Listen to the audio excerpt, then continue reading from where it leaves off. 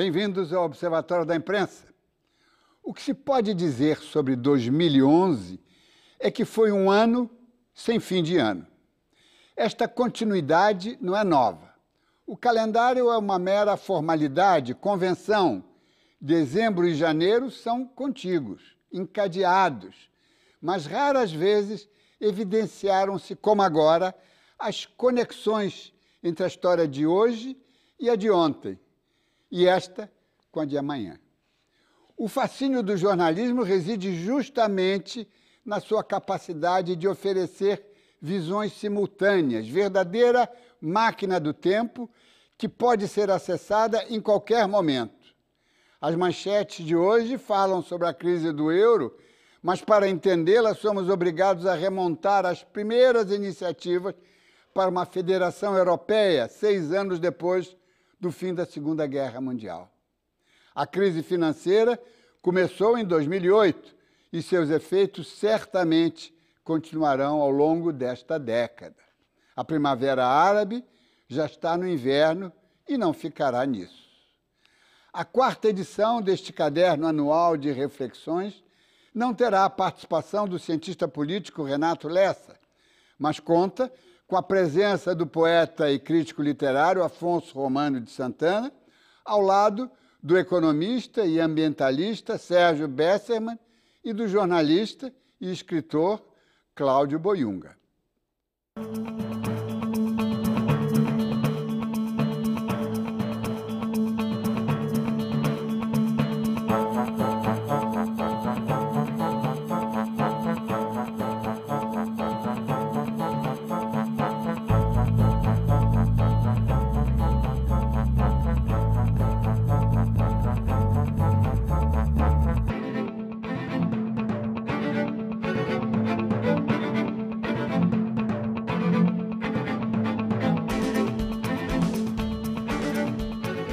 Nós íamos dizendo, há um ano atrás, a vida está aí, o mundo está aí, e as cartas são praticamente as mesmas. Alguns jogadores entram, outros saem, alguns sustos são maiores do que os outros, mas é tudo a mesma coisa.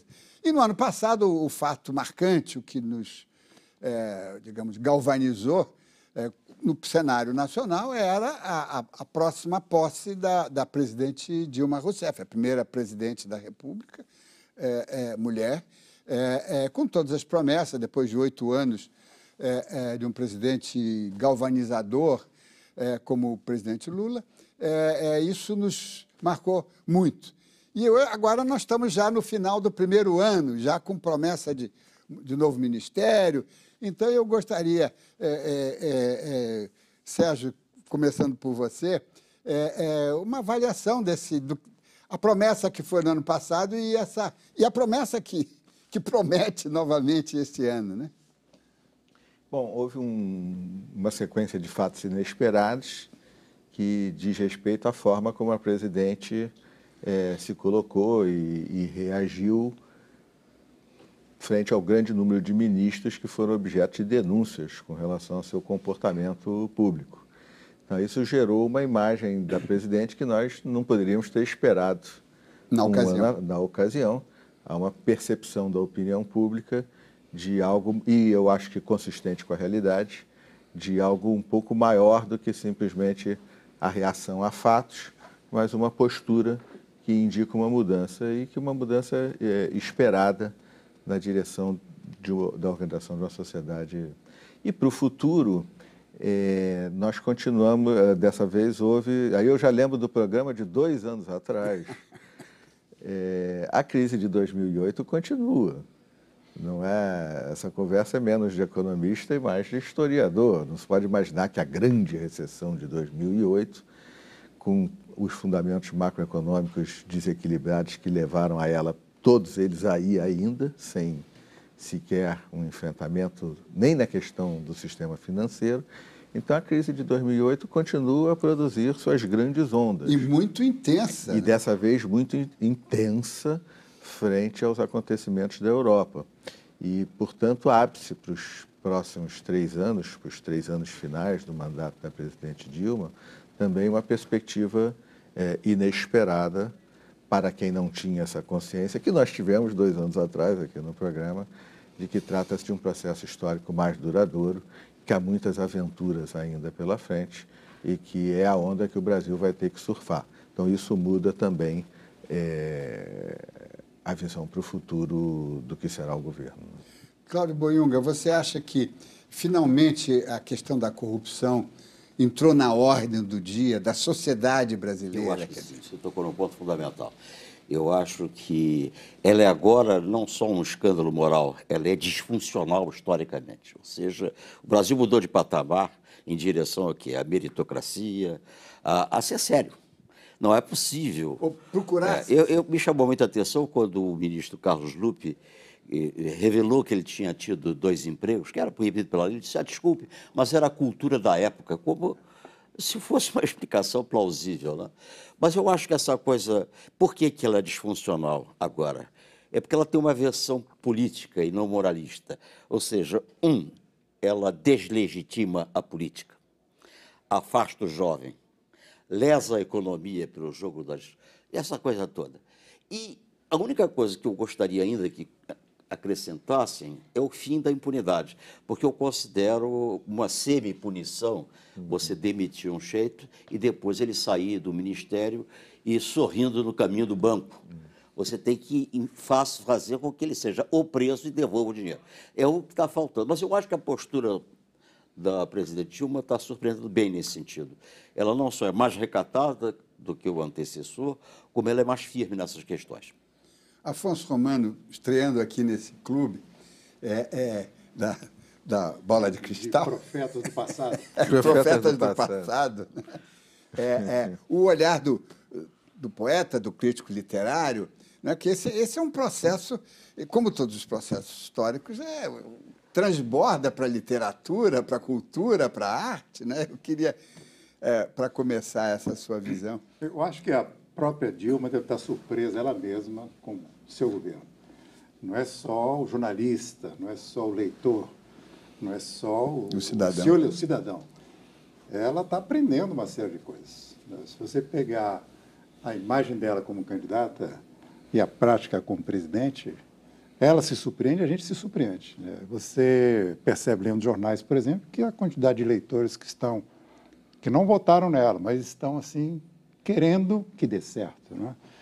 Isso mostra que as coisas estão numa situação de aprendizado total. Eu acho que o ano que vem é que nós vamos ter uma ideia mais clara sobre quem é a presidente Dilma. Se ela fizer realmente a tal reforma do Ministério já em janeiro, ela fica livre um pouco desse ministério que ela herdou e vai assumir cada vez mais a sua fisionomia. Em 2008, a gente já percebeu, com a quebradeira do Lehman, que a coisa não era só uma bolha imobiliária, né? Mas agora a gente está ganhando uma dimensão que o movimento Ocupem Wall Street coloca, e o presidente Obama dando apoio, né? Quer dizer, começa a se discutir algumas coisas estruturais, não é?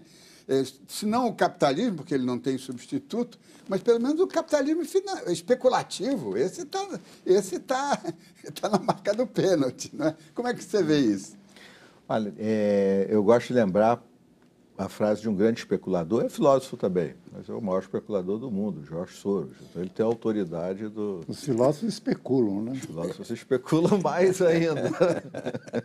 Mas colocam em jogo a reputação e não o dinheiro, o din-din. Mas o George Soros dizia exatamente isso, o que explodiu... É ridículo imaginar que o que explodiu foi a bolha imobiliária. O que explodiu é o superconsumo dos norte-americanos nos últimos 25 anos. Só pode superconsumir quem se endivida, dando origem às dívidas, ao tipo de relação Estados Unidos-China, que tem um análogo em Alemanha-Grécia, não é só gregos irresponsáveis que gastaram. A Alemanha vendeu, foi superavitária para toda a Europa esse tempo todo. Então, são desequilíbrios muito grandes que alavancaram uma visão do mundo que ruiu como um castelo de cartas, a ideia de que o mundo nunca mais... Na economia, nunca mais haveria crises econômicas, porque a sintonia fina dos bancos centrais e as comunicações online, internet, etc. e tal. E o mundo mesmo caiu nessa ilusão. O presidente Fernando Henrique Cardoso, porque eu tenho grande admiração para quem trabalhei, voltou de uma reunião em Florença da Terceira Via e disse: estamos entrando num novo renascimento. E não era uma frase isolada, era essa a perspectiva que havia, Bill Clinton, Tony Blair. E revelou-se o contrário, mas ao se revelar o contrário, o preço das coisas, que havia sido projetado para os próximos 20, 30 anos, como se nós fôssemos entrar no paraíso, se descobre que não apenas não é o paraíso, como estávamos frente a uma crise do tamanho, do porte da de 29.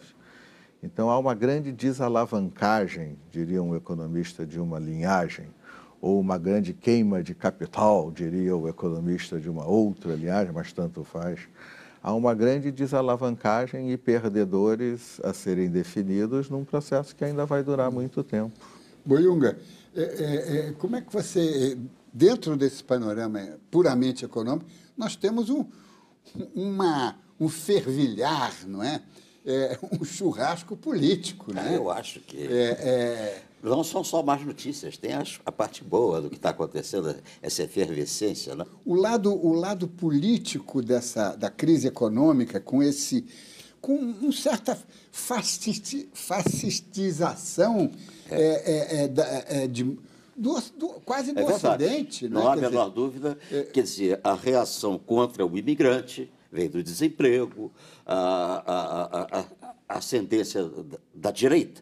Também houve isso. Onde tinha um regime, a oposição ganhou. Não? Onde tinha de esquerda veio de direita, mas há, obviamente, aquele caso espetacular e altamente perturbador daquele sujeito que fez aquele ataque na Noruega. Norueguês? Isso é uma coisa impensável. É quase como se fosse...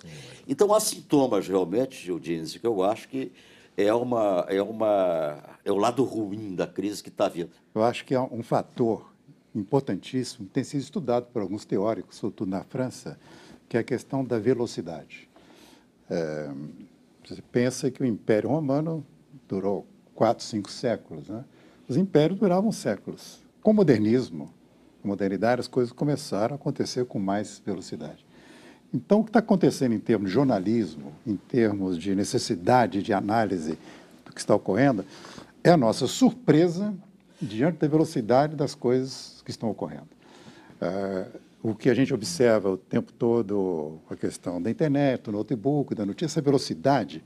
Você ser jornalista hoje em dia, sendo comentarista do que está acontecendo, você tem que ter 17 ouvidos, 17 mãos e tem que ter uma capacidade gestaltiana, né, de resumir isso, porque as coisas estão acontecendo ao mesmo tempo. Agora, estão acontecendo de uma maneira até contraditória. Sim, a história Não, porque dentro dessa mexida que você chamou de pós-modernidade, houve uma mexida que é perturbadora. Não há mais noção de centro e periferia. Não há mais noção de esquerda e direita. Não há mais noção de certo e errado, de branco e preto, de norte e sul. Esses conceitos que durante, sei lá, 2000 anos de cristianismo, não sei quantos mil anos de Grécia, orientaram o nosso discurso, de repente não existem mais. Você pega a América Latina. Lula, Dilma, um guerrilheiro no Uruguai, um padre no Paraguai, né, a Bachelet, que era... E assim por diante, né, nos Estados Unidos, o negro. Está tudo modificado, em termos de cor, em termos de partidos. E, de repente, nós descobrimos o Oriente Médio. De repente, descobrimos as ruas. É isso aí, estão lá os meninos em Nova York, em Madrid, etc. Tem um lado fascinante isso. Sim, tem um lado que dá medo, mas um lado fascinante. É o sans-culottes, né? Novidade. As categorias estão numa modificação tão veloz que não dá para você sentar no seu escritório, vou analisar o que aconteceu ontem, a categoria tem que ser outra. Então, do ponto de vista epistemológico, você tem que ter instrumentos para se adaptar a essa coisa nova que está ocorrendo. Então, está na hora de falar sobre imprensa, porque a imprensa é o nosso objeto, não é? É o observatório da imprensa. E a imprensa modifica o mundo e é modificada pelo mundo. Mas isso no próximo bloco.